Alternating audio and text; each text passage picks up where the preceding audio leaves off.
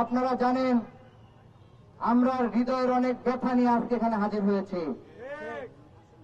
আমরা গত কয়েকদিন যাবৎ দেখতে পাচ্ছি,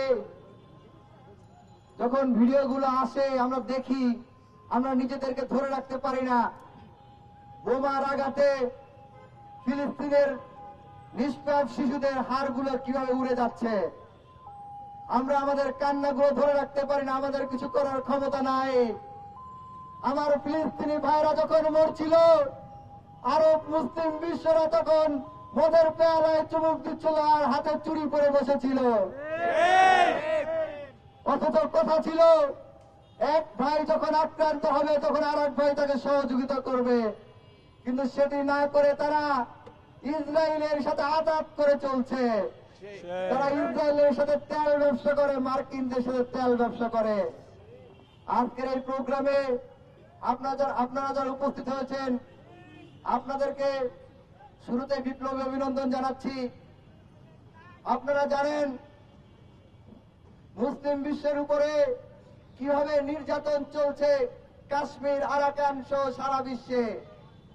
এরই ধারাবাহিকতায় যুগের পর যুগ ধরে ফিলিস্তিনের উপরে বর্বর গণহত্যা চালিয়ে আসছে ইসরায়েল।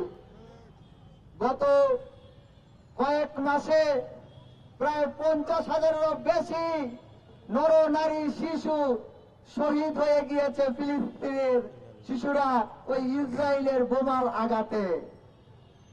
সংগ্রামী উপস্থিতি, আমরা আজকে আপনাদের মাধ্যমে বাংলাদেশের সহ সারা বিশ্বের আলেম সমাজের কাছে আহ্বান জানাবো, আপনারা ফজরের নামাজে কুনুতে নাজেলা পড়ে আল্লাহর সাহায্য চান, কুনুতে নাজেলা পড়ে আল্লাহর সহযোগিতা চান, ফিলিস্তিনের মুক্তি কামনা করুন। ডিজাইন, এলিগেন্স, বিউটি, সেরা পণ্য সবার জন্য জেভিকো।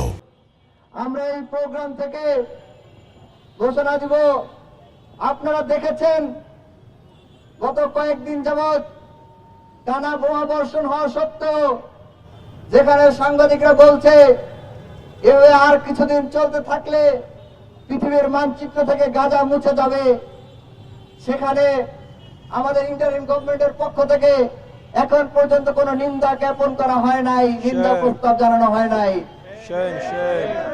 আমরা আজকের এই প্রোগ্রাম থেকে আহ্বান জানাবো, মাননীয় ইন্টারিম, আপনার অনেক ভালো কাজ রয়েছে, আমরা সেগুলোর প্রশংসা করি, কিন্তু মার্কিন মদদে ফিলিস্তিনে যে গণহত্যা চলছে সে বিষয়ে আপনার অবস্থান পরিষ্কার করুন।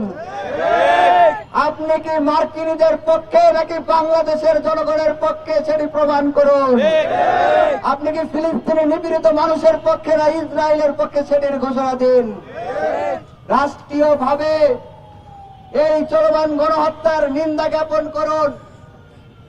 মুসলিম বিশ্ব সহ সকল শান্তিপূর্ণ দেশকে সাথে নিয়ে ফিলিস্তিনের স্বাধীনতার দাবিতে চলমান গণহত্যা বন্ধের পক্ষে ইসরায়েলকে চাপ প্রয়োগ করুন, তাদেরকে অর্থনৈতিকভাবে বয়কট করুন।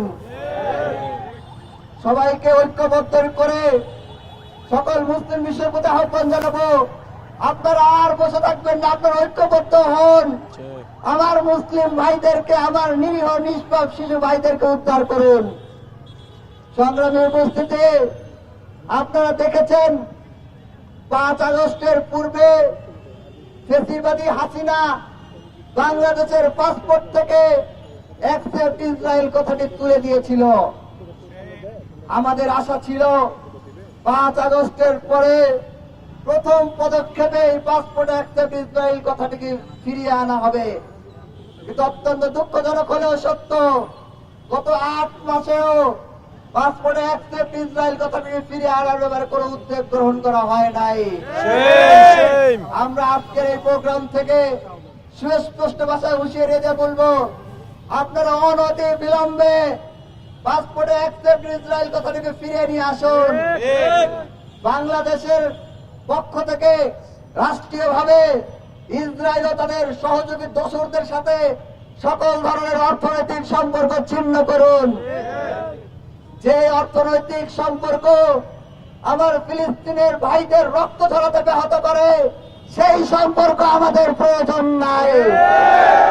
সংগ্রামী উপস্থিতি, আপনারা দেখেছেন ফিলিস্তিনে যেভাবে গণহত্যা চালিয়েছে ইসরায়েল, ঠিক একই কাদায় নৃশংসভাবে বাংলাদেশে গণহত্যা চালিয়েছিল ইসরায়েলের এক্সটেনশন, দিল্লির এক্সটেনশন, আওয়ামী লীগ। কিন্তু গত 7 মাসে তাদেরকে গ্রেফতার, বিচার করার ব্যাপারে কোনো পদক্ষেপ, আমরা দৃষ্টান্তমূলক পদক্ষেপ দেখি নাই। গত 7 মাসে তাদেরকে নিষিদ্ধ করার ব্যাপারে কোনো পদক্ষেপ গ্রহণ করা হয় নাই।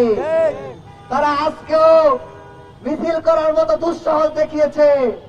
তারা গুপ্ত হত্যায় মেতে উঠেছে, আপনারা দেখেছেন বিভিন্ন জায়গায় তারা গুপ্ত হত্যা পর্যন্ত চালিয়েছে।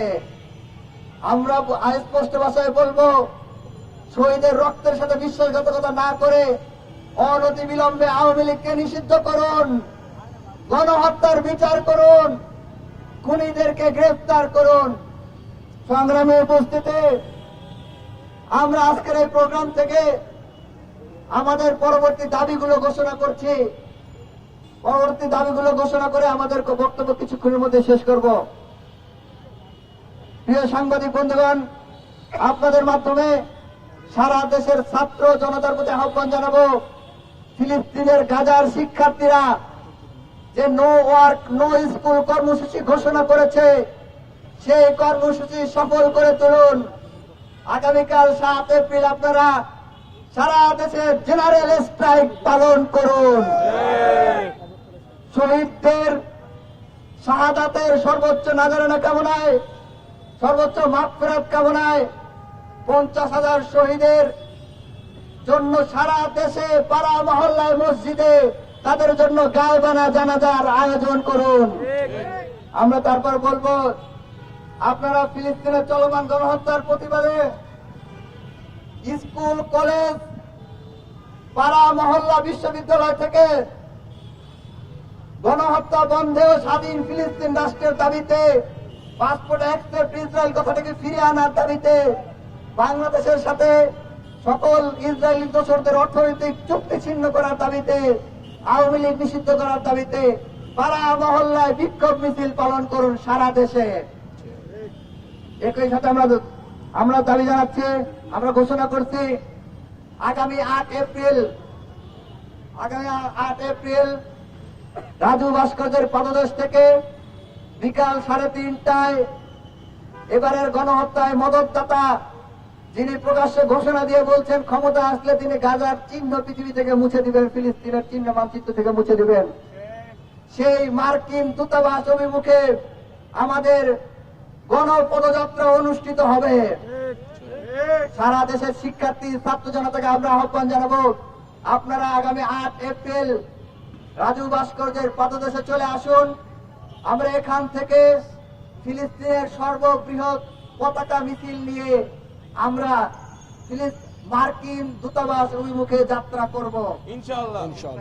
এই আশাবাদ ব্যক্ত করে সারা ঢাকার সকল শান্তিপূর্ণ জনগণ, ছাত্র জনতাকে ফিলিস্তিনের মুক্তির দাবিতে এবং গণহত্যা বন্ধের দাবিতে পদক্ষেপ গ্রহণ করার আহ্বান জানিয়ে আমাদের কর্মসূচি, আমাদের বক্তব্য এখানে শেষ করছি। ইনকিলাব জিন্দাবাদ।